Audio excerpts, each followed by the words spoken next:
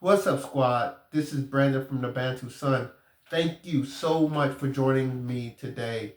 So, as you know, on this channel, we love to dive into the geopolitics of the nations of the world, the understanding of cultures, geography, strategies for development, of what makes some countries wealthy and some countries poor. And every once in a while, we do get pulled down into the mud. And when I say the mud, I mean politics. As you know, I do try to stay clear of politics, and the reason why is so much of it is subjective, so much of it is conjecture. We really don't know what goes on behind the walls of politics, the conversation they have. And politics is so much more than just what you see. It's the will and dealing of the movers and shakers, the high rollers, the key decision makers, oligarchs going back and forth, negotiating. And then this is expressed through the political will.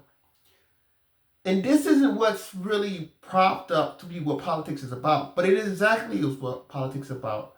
And all of these things go behind the scenes. The job of the politician is to be the bridge between the people and the people means that put them in position to act. So because of that obfuscation, because things are not clear in so many things of the clandestine nature if happening behind the scenes, I try to avoid these things and talk about more tangible or transparent actual occurrences that we can draw a consistent theme to draw out a pattern of performance as opposed to draw up what I would say is what we think happened, would be scenarios. We really do try to focus on the definite. Using your talent to develop your industry, this is very transparent. Strategies taken by China, Japan, Singapore to develop their nations post World War II. These are quite obvious. What goes behind the scenes and the politics of why some politicians decide X or Y, that's a little bit more gray.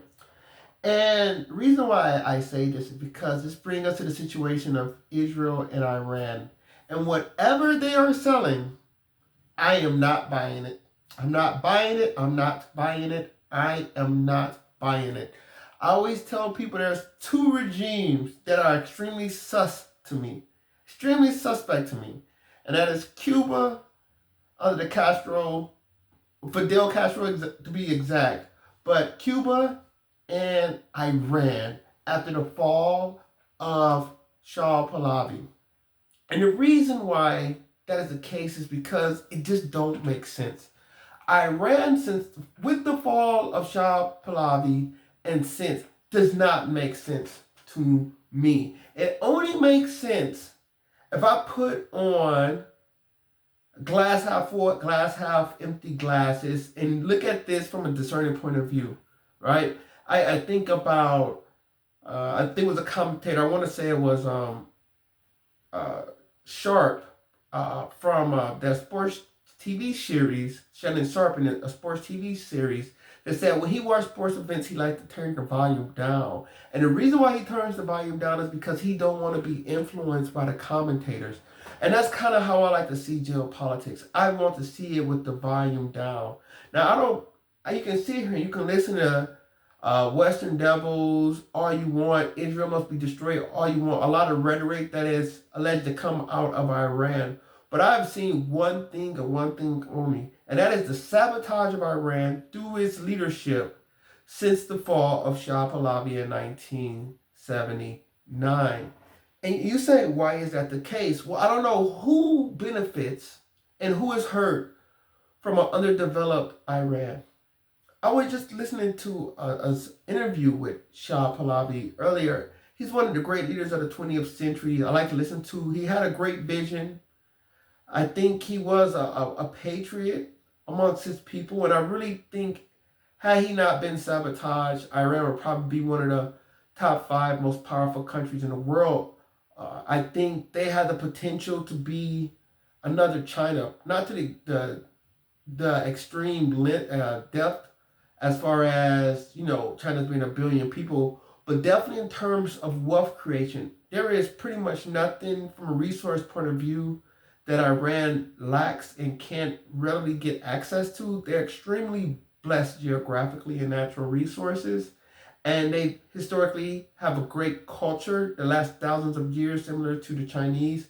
They served as the bridge to Eurasia for centuries, and the Shah was very prescient and very knowledgeable about his country's role in the world and what it could be.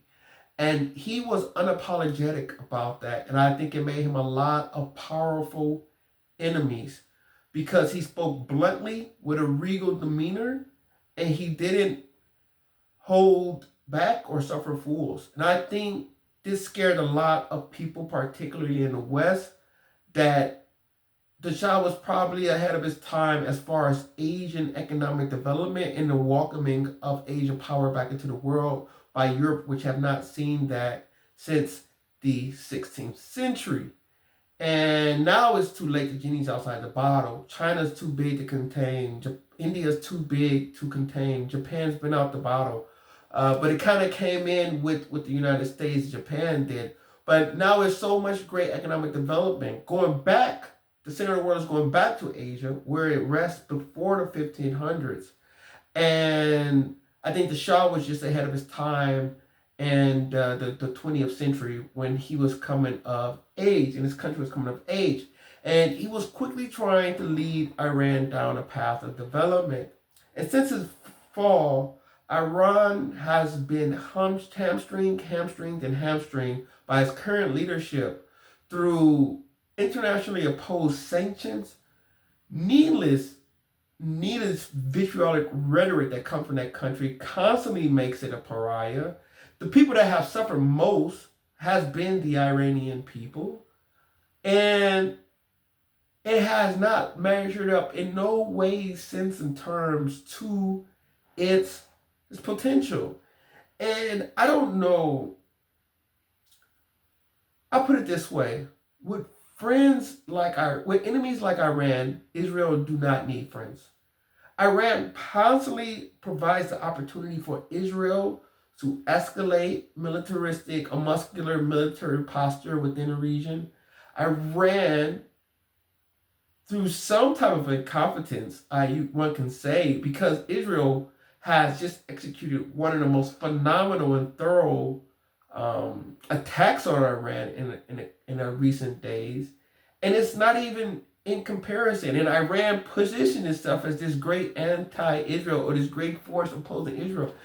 I cannot think of one occasion where Iran has came through for its allies. One of the most atrocious situations being the fall of President Bashar Assad, that when he fell, he went to Orthodox Russia. He didn't go to his Shia ally Iran for his protection. I thought that was very interesting and telling. So constantly, Iran big talk about antagonism with Israel. But Iran has done nothing but, as I said, with enemies like Iran, who needs allies?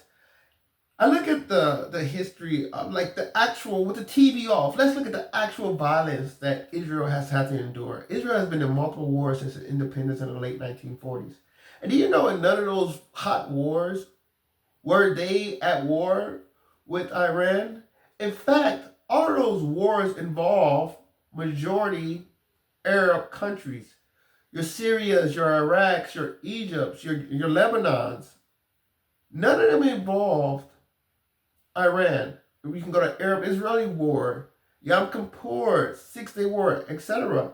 None of these, the Suez conflict with Egypt, none of these involved Iran whatsoever. So there have never been a hot war. Not only that, there's a situation, Israel has this amazing intelligence. They know to the day everything that's going on with Iran. When they made this attack, I think the current count is about 200 Iranian casualties. And it's the surgical precision that gets me. Like if Iranian leadership isn't on Israeli payroll, I don't know who is.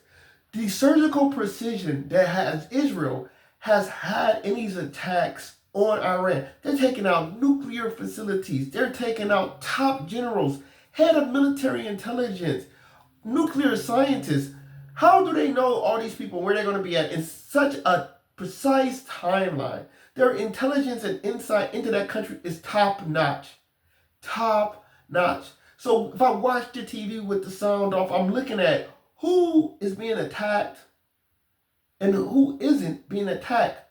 Who is it that decade on decade remains in power, and who is it that these militaristic attacks come out, these clandestine operations happen, who are taken out? And that's why I say this is unfortunate. If you look at Shah Pahlavi interviews, look at the direction he was taking Iran. He was taking Iran to a progressive and strong country.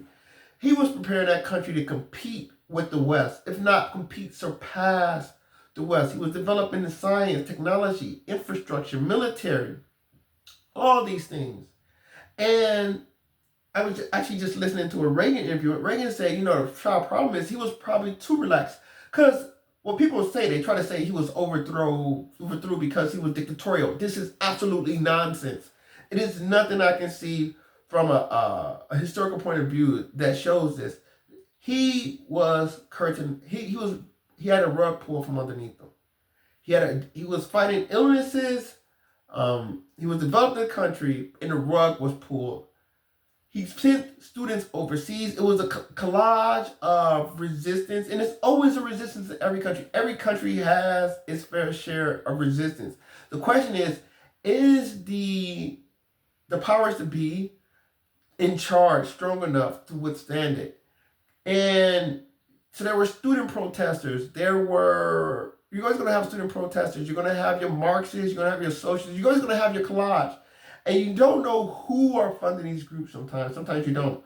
The Shah has sent some students overseas. You see, overseas, they come back. Who knows who they've been talking to and what they've been doing. And they kind of join some of the protests against the Shah. Lo and behold, the right people folded. And the Shah was exiled. And then they imported Ayatollah Khamenei. They imported him. He was in Europe. They imported him from exile back into the country and inserted him in leadership. And it's a strange parallel because I saw the similar thing happen when you had the Russian Revolution and the late, in the 1917, 18, roughly around there, where you had I want to say October 1917, if I'm correct. But you had the Russian Revolution. But what they do with the Russian Revolution was chaos, right? But what the Germans did was they put Lenin in there because they wanted to get Russia out of the war. So they put Lenin in there. In the same way, the enemy of Russia put their leadership into play. I just find that parallel so interesting that you have this leader come in that has done nothing but hamstrung Iran. Iran has measured nowhere to its potential since the Ayatollah took over the country in the late 1970s or 1980s. And so you see this happening. You see this surgical precision with Iran. Israel was so thorough, they actually already had kamikaze drones operating within Iran. Who runs Iran? And in fact, and you see these protests, there have been plenty of protests in Iran, and they are ruthlessly put down. More people are put down, more Iranians are killed in the protests of the current Iranian regime than they were in Iran's retaliation against Israel for killing its top generals, top scientists, and major facilities and infrastructure. Last count I heard of the country, because you see there's no numbers coming out, right? You see in smoke here and there, there's no numbers coming out because the numbers are absolutely horrid. If you believe that a foreign country that you believe is antagonistic to your very being is attacking you, a nuclear power at that, and they have taken out 200 people, over 200 people, destroyed scientists that would set back your understanding, your curriculum, and your sovereignty back for years, if not decades. You know how long it takes to grow a nuclear physicist? Do you know how long it takes to grow a general to oversee military intelligence and military operations, the amount of training and development of the people, these high-level people that Israel have taken out is profound. And do you know what Iran, is there any major counterparts that have been taken out on the Israeli side? Absolutely not. And in fact, the count I've heard after Israel has small little Israel, I don't like to say the phrase small little Israel because they are a nuclear power, but geographically it's a very, very finite country. But Israel has launched an attack that has taken out over 200 people. Iran, in response to this, in vengeance of this, have taken out to the degree of, not military leaders, by the way, that we know of, not people of importance, not head of intelligence, which they should because the intelligence know everything about inside of Iran, but they have taken out less than 30 people. Less than 30 people. And that might be by accident. Truthfully, that might be by accident. Because it's been absolutely feckless, the response. And I just don't know how you cannot say Iran is an Israeli ally at this point. Like, it's that bad. I want to leave on this note. Because, and that's the thing, right? With this Iranian regime, you constantly see the bailouts from the West. And that's what makes you so suspicious about it all. Remember when Obama airlifted like hundreds of billions of dollars to these guys? And they're constantly being bailed out. It's a lot of vitriol, but it's kind of like the controlled opposition type of situation. I'll say this to show you how hamstrung Iran have been, how sabotaged the Iranian leadership has been by his, how hard or how horribly Iranian leadership have sabotaged the country of Iran. When I'm looking at World Bank current US dollars for GDP per capita, and I wanted to use a proxy, and the proxy I used was Turkey. So in 1979, roughly, because I use it because they're in the same region, both non-Arabic countries, Iran, Shiite, Turkey's more the Sunni side, but both of these are Asian nations, relatively speaking. Turks come from Asia predominantly, and they're in this Arab region, and they've had different occurrences. But I wanted to compare the level of development, bringing this back to geopolitics, the level of development of these two countries in comparison to each other. Turkey's roughly about 85, 90 million people. Iran's roughly 85, 90 million people. I think it's a good proxy, right? In fact, it's not so great because Iran is it's tremendously more rich in natural resources than Turkey. But I'll leave that to the side. In 1979, when Shah Pahlavi was exiled from the country and lost power in the country, the GDP per capita using current US dollars for Iran was $2,300 annually, and it was around $2,000 for Turkey. So Iran $2,300, Turkey was $2,000. As recent as 2023, the GDP per capita using current US dollars for Iran, $4,500. Barely over 50 years, and it only doubled, right? 4,500. Compare that to the GDP per capita of Turkey in 2023, which was $13,000, which will be compared to nearly three times. Not only did they catch up to Iran, the average Turkish person on the per capita terms, they caught up to Iran and they have tripled their numbers. Iran has been flat economically on a per capita production since 2007. That shows you the level of development going in Iran. But yet somehow they are the great threat. Like to hear your comments below if you have any insight in the situation. Please like, share, subscribe if you enjoy the content. And until next time, take care. Bantu up.